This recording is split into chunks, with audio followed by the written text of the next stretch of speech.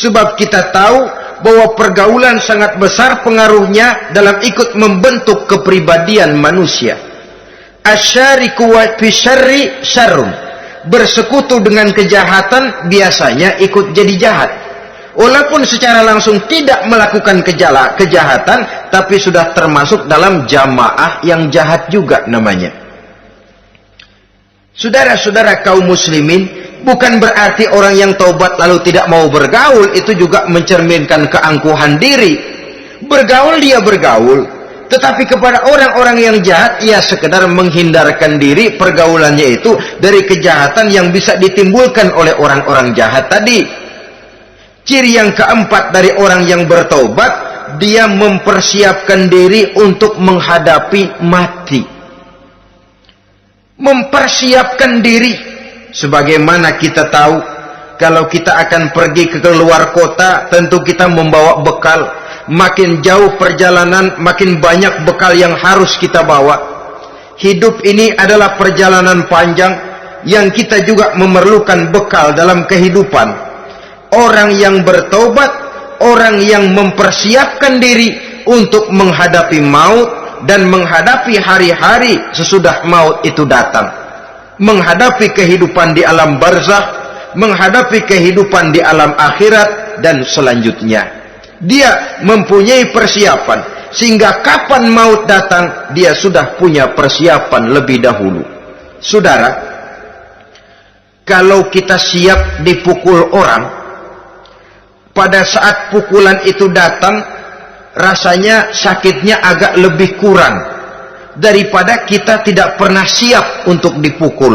Walaupun bobot pukulannya sama, tapi kita akan lebih punya daya tahan kalau kita sudah siap. Oleh karena itu, orang yang bertobat, orang yang mempunyai persiapan untuk menghadapi mati. Tidak hanya untuk menghadapi mati, tapi juga menghadapi hidup di seberang kematian nanti. Maka karenanya dia sibuk dengan dunianya, tapi juga dia lebih sibuk dengan akhiratnya. Dia tenggelam dalam berbagai macam kesibukan dunia, lain saat dia memfanakan diri untuk membekali diri menghadapi kehidupan sesudah hidup yang sekarang ini. Ciri-ciri ini tentu akan kelihatan dari gerak hidup seseorang. Saudara-saudara kaum muslimin rahimakumullah. Jadi dengan kata lain, kalau kita kembali kepada surah Ali Imran ayat 135 tadi, apabila dalam kehidupan terjebak kita kepada perbuatan dosa atau zalim kepada diri sendiri, zakarullah, segeralah mengingat Allah, fastaghfaru li dzunubihim, dan segera memperbanyak istighfar, memohon ampun kepada Allah Subhanahu wa taala, sebab dosa dalam Islam hanya bisa ditebus dengan taubat. Bukan dengan uang, bukan dengan beras, bukan juga dengan piagam. Dosa dalam Islam hanya bisa ditebus dengan melaksanakan taubat kepada Allah. Dan untuk bertaubat tidak usah ngulur waktu. Besok saja, bulan depan saja, tahun depan saja, nanti saja kalau sudah agak sedikit tua.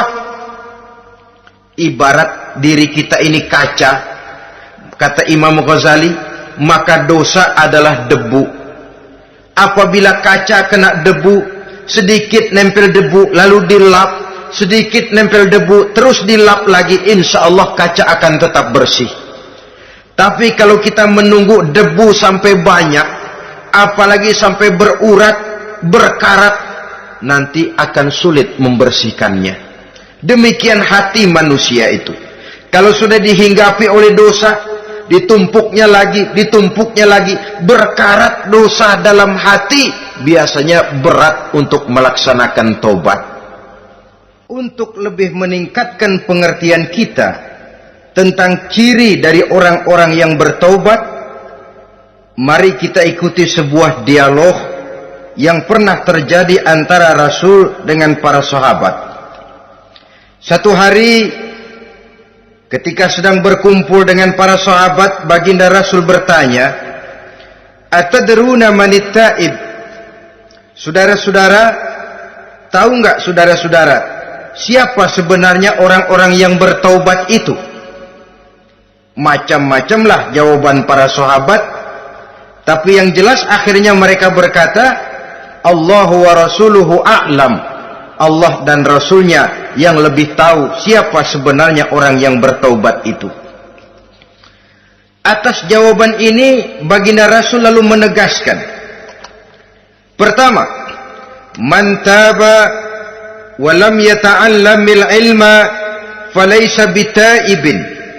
Siapa orang yang mengaku bertaubat kepada Allah, lalu dia tidak mau mencari ilmu, tidak mau belajar, falaysa bitaibin, maka dia belum termasuk orang yang bertaubat. Jadi di sini jelas bahwa bukan hanya dari dosa kita bertaubat, juga bertaubat dari kebodohan. Dalam arti tidak membiarkan diri kita bodoh terus menerus. Dengan bahasa anak sekarang, bodoh tapi betah.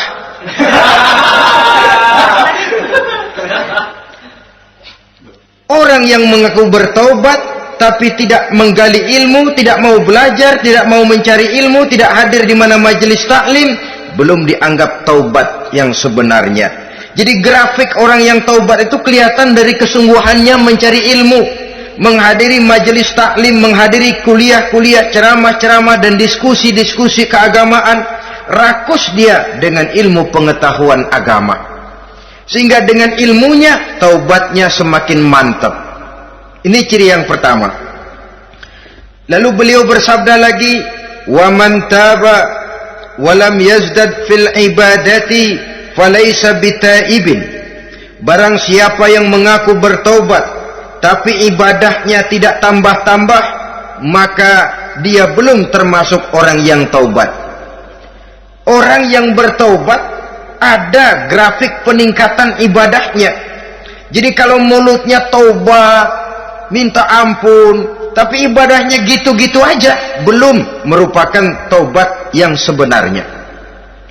Jadi pada saat dia melaksanakan taubat, memproklamirkan diri untuk kembali ke jalan Allah, nilai ibadahnya meningkat. Kalau sholatnya tadinya cuma sekedar yang wajib-wajib saja, setelah dia taubat bertambah melaksanakan yang sunnah, rawatibnya, qobliyah, ba'diyahnya, atau kemudian nawafilnya berupa tahajud, hajat, duha, istikharah, dan sholat-sholat sunnah lainnya. Jadi kelihatan dari peningkatan ibadahnya. Ini ciri yang kedua. Yang ketiga kata Nabi lagi, wa man taba wa lam yardal khusama falaysa bitaibin. Barang siapa yang mengaku bertaubat kepada Allah tapi dia tidak bisa meridhoi musuh-musuhnya, maka belum lagi dia dianggap orang yang bertaubat. Meridhoi, memaafkan musuh. Saudara, memberi maaf itu lebih sulit daripada minta maaf. Tapi memberi maaf lebih mulia daripada minta maaf. Minta maaf gampang, memberi maaf yang sulit. Karena itu orang yang memberi maaf menunjukkan jiwa yang lebih luhur daripada orang yang minta maaf. Sebab apa?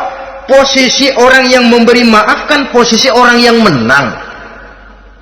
Biasanya dalam posisi menang orang gampang congkak dan sombong. Orang datang minta maaf kepada kita, lalu timbul keseganan. Iya, minta maaf sih gampang.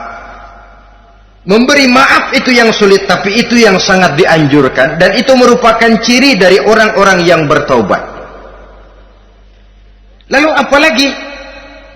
Wa man taba wa lam yughayyir libasahu wa zinatahu falaysa bitaibin. Barang siapa yang mengaku bertaubat tetapi pakaian dan perhiasannya tidak berubah, maka dia belum lagi dianggap bertaubat. Orang bilang pakaian memang kulit, yang penting isi. Tetapi bagaimanapun kulit mencerminkan isi. Dari pakaian kita bisa mengkaji kepribadian seseorang. Saya berpendapat bahwa pakaian penting, kulit juga penting. Kulit penting, isi penting. Kulit tanpa isi tidak ada artinya. Isi tanpa kulit juga meragukan orang. Wah, yang penting kan isinya, kulitnya gimana saja.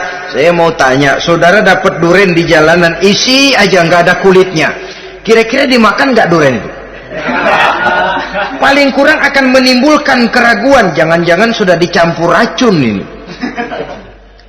Jadi dengan demikian orang yang bertaubat ini kelihatan dari cara berpakaian, cara berhias diri, tidak over.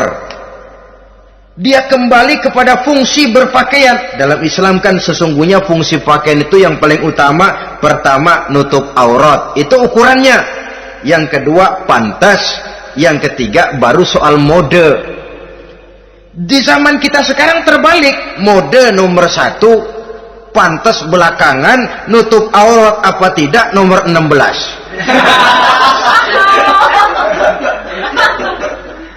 Kalau sudah mode, kita kekira kekurangan pertimbangan.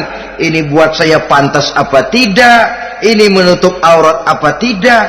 Kita balik.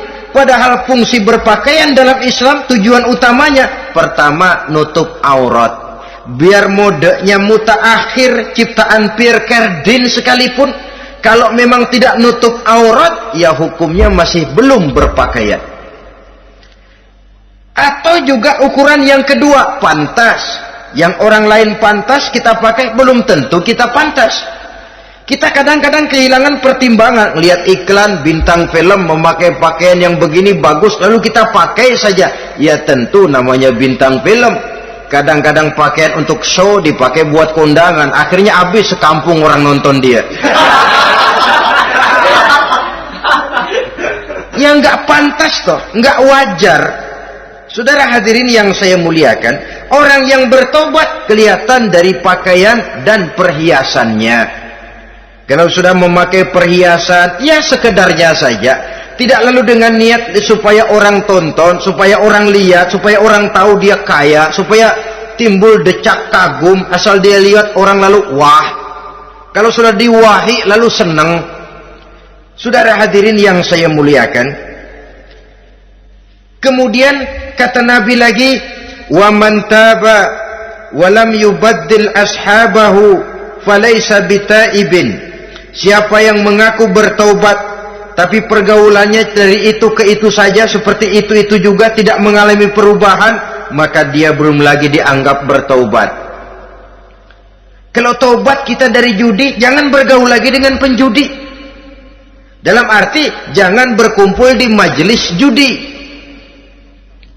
Ah, saya sih udah tobat nggak main judi, tapi ngumpulnya di situ terus. Ya bagaimana? Pada akhirnya toh akan terseret juga. Saudara hadirin yang saya muliakan, jadi dengan demikian lingkungan juga sangat besar pengaruhnya dalam kriteria orang yang bertaubat. Selanjutnya Nabi bersabda, "Wa man taba walam yughayyir khuluquhu falaysa bitaibin." Siapa yang mengaku bertaubat tapi akhlaknya, budi pekertinya tidak mengalami perubahan, maka orang itu pun belum dianggap bertaubat. Ini juga konkret. Orang yang bertaubat kelihatan dari akhlaknya. Kalau kemarin sama orang tua songong, kurang ajar, nyelongcong, maka setelah taubat dia berakhlak kepada orang tua. Kalau kemarin kepada anak muda menindas, tidak senang kepada anak muda yang maju, setelah dia taubat dia bisa menyayangi kepada anak-anak muda. Akhlak ini lain dengan adat, istiadat. Adat biasanya hanya memandang yang lahir, sedangkan akhlak zahir batin dipandang. Contoh, seorang anak muda kalau lewat di depan orang tua membungkukkan badan, menurut adat dia sudah sopan. Tapi menurut akhlak belum tentu berakhlak, tergantung kepada niatnya apa membungkukin badan, permisi apa ngina. Kan mungkin saja orang membungkukkan badan lewat di depan aki-aki karena menghina, sebab aki-aki itu badannya udah bungkuk. Jadi gerakan zahir yang baik yang diiringi dengan niat yang baik, itulah cerminan daripada akhlak. Kalau adat terlepas dari soal niat, asal zahirnya sudah oke, menurut adat, oke dia beradat. Niatnya apa? Ada tidak pernah menilai. Maka orang yang bertaubat pun kelihatan dari akhlaknya, dan akhlak itu adalah keseluruhan tingkah hidup manusia.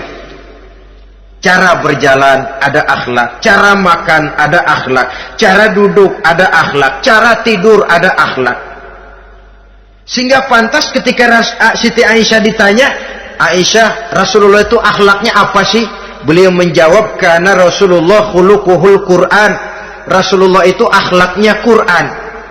Sehingga di kalangan ilmuwan lalu ada ungkapan bahwa Nabi Muhammad adalah Quran berjalan. Maksudnya seluruh konsepsi Quran sudah diterjemahkan dalam kehidupan Nabi. Maka tidak heran kalau Islam mengatur kehidupan manusia sejak yang sekecil-kecilnya sampai yang sebesar-besarnya. Cara berpakaian ada akhlaknya, kan begitu toh dalam Islam. Saudara diri di depan kaca, ngaca, ada akhlaknya, ada bacaannya. Allahumma kama hassanta khalqi fahassin khuluqi. Sampai saudara masuk ke dalam WC sekalipun ada akhlaknya. Karena akhlak adalah keseluruhan gerak hidup manusia. Orang yang bertobat kelihatan dari perubahan akhlaknya. Kemudian beliau bersabda, "Wa man taba wa lam yatwi firashahu wa bisatahu falaysa bitaibin." Siapa orang yang mengaku bertaubat tetapi dia tidak menggulung tempat tidur dan spraynya, maka dia belum dianggap bertaubat. Ini bahasa kinayah. Menggulung spray, melipat tempat tidur artinya lebih banyak ibadahnya daripada tidurnya. Kalau ngaku taubat tapi sehari 24 jam, 22 jam tidur, cuma 2 jam ibadah, ya belum mencapai kriteria itu. Dengan kata lain, orang apabila sudah memproklamirkan diri untuk taubat, menyingsingkan lengan baju, melipat spray, menggulung tempat tidur. Bukan berarti dia tidak tidur-tidur, tetapi bersiap diri untuk melaksanakan ibadah yang pada saat dia terjebak dalam dosa, sudah banyak ibadah yang ditinggalkannya. Saudara-saudara kaum muslimin rahimakumullah. Kemudian beliau bersabda pula, "Wa man taba wa lam yatasaddaq falaysa bitaibin."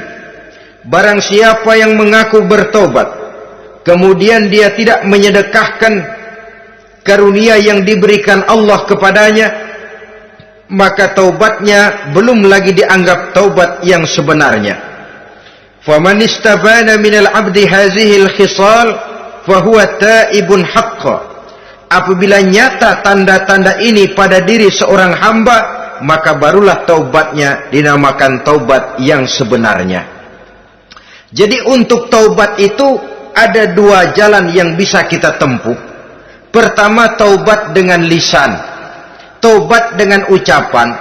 Dalam artian apa? Memperbanyak istighfar.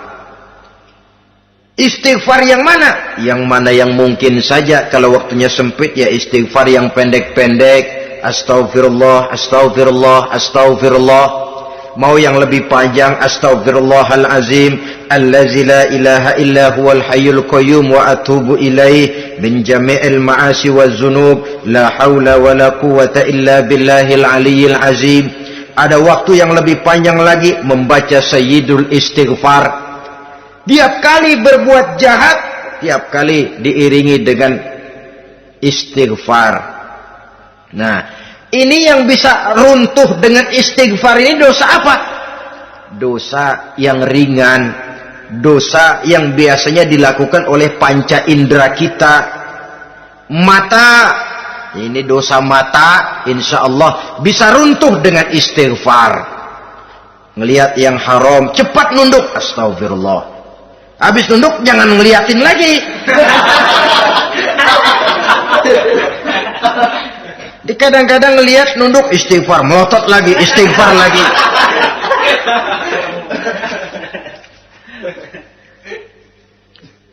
Saudara hadirin yang saya muliakan, kata Imam Ali, nazratul ula laka wasaniyatu alaika. Ini dalam menjaga mata. Pandangan pertama rezekimu kelihatan, namanya kelihatan kan rezeki. Pandangan pertama rezekimu, ulangannya dosamu. Ulangannya ini yang bisa membawa dosa. Dosa karena lidah mengucapkan kata-kata yang menyakitkan orang. Dengan istighfar insya Allah runtuh. Adapun dosa-dosa besar lainnya tentu harus dengan perbuatan. Tidak cukup dengan sekedar istighfar saja. Perbuatannya apa? Itulah seperti yang sudah saya sampaikan pada ciri-ciri orang yang bertaubat tadi. Oleh karenanya, beruntunglah kita masih diberikan umur oleh Allah.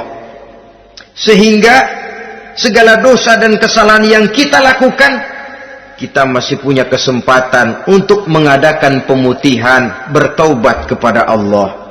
Nah, apa kemudahan yang diberikan Allah kepada orang yang melazimkan istighfar di dalam hidupnya?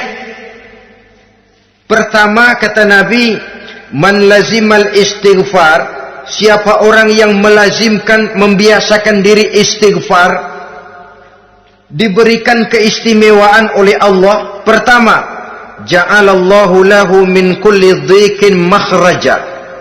Allah akan memberikan jalan keluar untuknya dari segala macam kesulitan. Hidup ini kan problem. Makin tinggi status sosial, makin banyak urusan. Urusan akan selesai apabila hidup di dunia selesai. Kita menyangka orang lain lebih enak dari kita, padahal tiap orang punya urusan. Yang namanya enak barangkali persis seperti pelangi biang lala itu.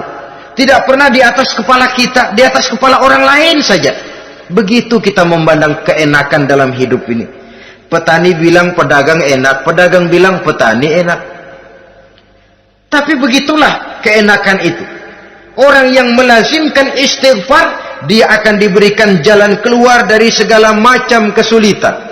Menurut perhitungan otak, deadlock, buntu, tidak sanggup lagi, entah bisa terwujud dan terlaksana. Allah memberikan jalan keluar dari segala kesulitan. Saudara, kalau Allah sudah memberikan jalan keluar dari kesulitan, siapa lagi yang bisa bikin sulit kita? Kalau Allah yang memberikan jalan keluar, everything is running well katanya. Semua urusan bisa jalan dengan lancar. Tapi tanpa istighfar, jauh kita dari Allah. Jalan yang sudah lapang pun bisa jadi sempit. Urusan yang sudah nyata akan selesai pun bisa jadi injelimet. Dan jalan yang tadinya tidak berliku-liku pun bisa berliku-liku. Ini faktor yang di luar perhitungan matematis. Kita tidak mampu, Allah maha mampu. Menurut akal kita tidak mungkin. Kalau Allah mau, tidak ada yang tidak mungkin. Saudara-saudara, ini fasilitas pertama. Orang yang gemar istighfar diberikan jalan keluar dari segala macam kesulitan. Yang kedua, wa min kulli hammin faraja, diberikan kegembiraan dari setiap kesusahan yang dihadapinya. Ada saja faktor-faktor yang mendatangkan kegembiraan, yang mendatangkan refreshing di dalam kehidupannya, sehingga dia tidak lalu merasa jalannya buntu, tidak merasa kesulitannya tidak pernah terselesaikan. Dan yang ketiga, fasilitas yang diberikan Allah kepada orang yang gemar istighfar, wa razaqahu min haitsu la yahtasib. Allah akan memberikan kepada mereka rizki dari jalan yang tidak pernah mereka sangka-sangka, dari jalan yang tidak pernah mereka perkirakan sebelumnya. Saudara-saudara kaum muslimin rahimakumullah, inilah fasilitas ketiga yang diberikan Allah kepada orang yang gemar istighfar. Rizkinya datang dari jalan yang tidak disangka-sangka. Sebab rizki ini juga termasuk hal gaib. Dan jangan lupa, ar-rizqu bimakna al-ata hissiyan kana au ma'nawiyan. rezeki adalah pemberian, baik yang konkret maupun yang abstrak. Kita sering membatasi pengertian rezeki, maka rezeki kita jadi sering terbatas. Menurut kita kan yang namanya rezeki cuman duit saja. Kalau bukan duit, bukan rezeki. Padahal semua karunia Allah itu rezeki. Umur rezeki, istri rezeki, anak rezeki, pangkat dan jabatan rezeki, termasuk duit juga rezeki. Tapi dalam kebiasaan kita, rezeki cuman duit. Begitu duit seret, kita anggap rezeki macet. Maka akhirnya kita tidak bersyukur kepada Allah. Padahal mungkin di sektor duit macet, tapi rezeki dari segi lain, ilmu barangkali tambah, wibawa naik, pangkat naik, anak tambah, itu juga merupakan rezeki. Saudara-saudara kaum muslimin rahimakumullah, orang yang gemar istighfar ini diberikan rezeki dari jalan yang tidak disangka-sangkanya. Dibukakan perbendaharaan Allah untuknya, sehingga rezekinya datang dari cara yang tidak disangka-sangka. Allah Maha Kaya. Kalau dia mau, la mani'a lima a'taita wa la mu'tiya lima mana'ta. Tidak satu kekuatan pun yang mampu mencegah apa yang hendak diberikan Allah, dan tidak satu kekuatan pun yang sanggup memberikan apa yang dicegah oleh Allah Subhanahu wa ta'ala. Ini keistimewaan yang diberikan Allah kepada mereka yang gemar beristighfar di dalam kehidupan ini. Jangan lagi berpikir, gua sih nggak punya dosa, istighfar amat. Sombong, saudara-saudara. Manusia itu lebih baik merasa banyak dosa daripada merasa tidak punya dosa. Tanda orang bahagia, kata Nabi, 4. Pertama, orang yang selalu ingat kepada kesalahan yang pernah dia lakukan. Itu orang bahagia. Selalu ingat kepada kesalahan yang pernah dilakukannya. Sehingga pada saat akan melakukan kesalahan yang baru, dia mikir-mikir. Dosa gue yang kemarin udah 3 keranjang, nih nambah lagi. Ingatannya terhadap kesalahan yang lalu akan merupakan langkah preventif yang mencegah dirinya untuk tidak menambah kesalahannya. Orang bahagia, orang yang selalu ingat kesalahan yang pernah dia lakukan, terbayang di pelupuk mata, bukan ngumpet-ngumpetin dosa. Sebab apa yang mau kita umpetin di hadapan Allah? Yang kedua, tanda orang bahagia itu orang yang selalu melupakan kebaikannya. Kalau dia berbuat baik, dia lupakan. Dia anggap dirinya belum pernah berbuat baik. Sehingga di mana ada kebaikan, dia tidak bisa ikut. Dia merasa sangat rugi. Sebab dia anggap dirinya belum pernah berbuat baik.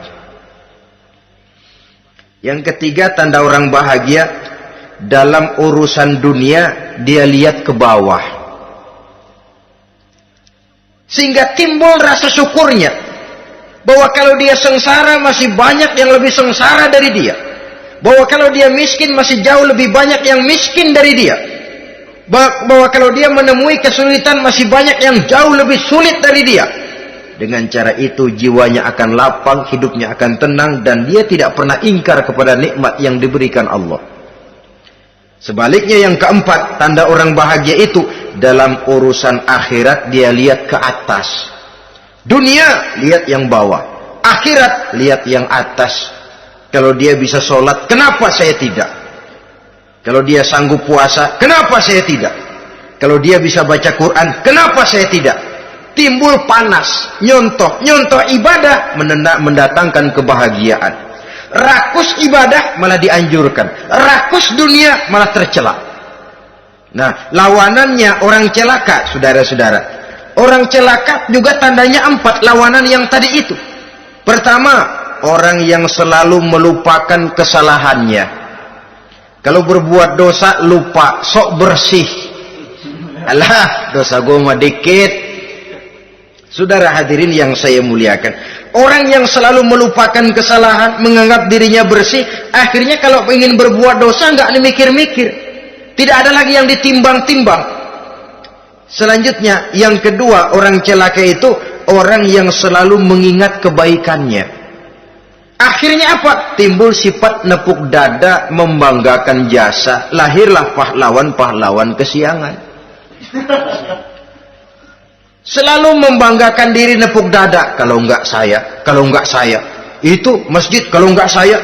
Itu pesantren, kalau enggak saya. Itu umat, kalau enggak saya. Kalau enggak saya. Memangnya kalau enggak sampean kenapa? Orang yang celaka adalah orang yang selalu menghitung-hitung kebaikan yang pernah dikerjakannya. Keikhlasannya kurang, makin dia hitung, makin kurang nilai pahalanya. Makanya kalau berbuat baik, ya anggap saja buang sampah, gak usah ditengok-tengok, gak usah diingat-ingat, dan gak usah mengharap orang yang kita tempat berbuat baik akan membalas kebaikan. Saudara hadirin yang saya muliakan, yang ketiga tanda orang celaka dalam urusan dunia, ngelihatnya ke atas. Panasnya timbul, syirik dan dengkinya naik, rakusnya jadi.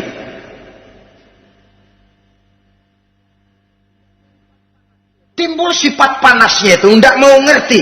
Kalau tetangga saya bisa beli kulkas, kenapa saya tidak? Kalau tetangga saya bisa beli motor, kenapa saya tidak? Kalau tetangga saya bisa beli mobil, kenapa saya tidak? Gaji nggak cukup, tuyul piara.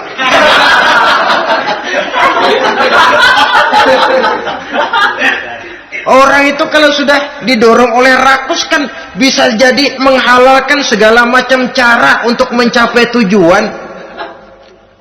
Dibakar oleh sifat tamak dan rakus bin serakah. Nah, kalau sudah didorong oleh rasa rakus, yang segera tersingkir pertama rasa malu. Orang kalau sudah rakus nggak ada malunya, rasa malunya hilang. Padahal syarat jadi orang itu kan kalau punya rasa malu. Nggak punya rasa malu, kurang syarat jadi orang. Akan bagaimana jadinya masyarakat, bahkan bangsa dan negara, kalau rakyatnya sudah tidak punya rasa malu. Yang kedua rasa takut hilang, terutama takut kepada Allah. Sirna sama sekali. Sudah tujuan menghalalkan cara. Yang keempat tanda orang celaka dalam urusan akhirat, lihatnya malah ke bawah. Kenapa kamu enggak sholat? Itu bapak anu yang tuaan, enggak, saya enggak lagi. Kenapa ngelihatnya mesti kepada yang begitu? Sehingga lalu tidak ada gairah untuk mencontoh. Saudara-saudara kaum muslimin rahimakumullah, walaupun serba singkat oleh karena terbatasnya ruang pembicaraan ini, mudah-mudahan bisa memberikan gambaran sepintas tentang ciri-ciri orang yang bertaubat. Dengan harapan, marilah kita menjadi orang yang bertaubat sebenarnya, dengan ciri menyesal terhadap dosa yang pernah kita lakukan, meninggalkan perbuatan jahat, dan berjanji tidak akan mengulangi lagi perbuatan jahat itu. Kalau dia menyangkut hak-hak manusia, maka hak itu harus kita kembalikan, dan kepada yang bersangkutan kita harus meminta maaf. Apabila ditambah dengan kegiatan lisan, memperbanyak istighfar dalam kesempatan yang mungkin di sepanjang perjalanan hidup ini. Ini sajalah yang kita bicarakan pada pertemuan kali ini. Terima kasih atas segala perhatian. Mohon maaf atas segala kekurangan. Usikum wa nafsi bitaqwallah. Wassalamualaikum warahmatullahi wabarakatuh. Waalaikumsalam warahmatullahi wabarakatuh.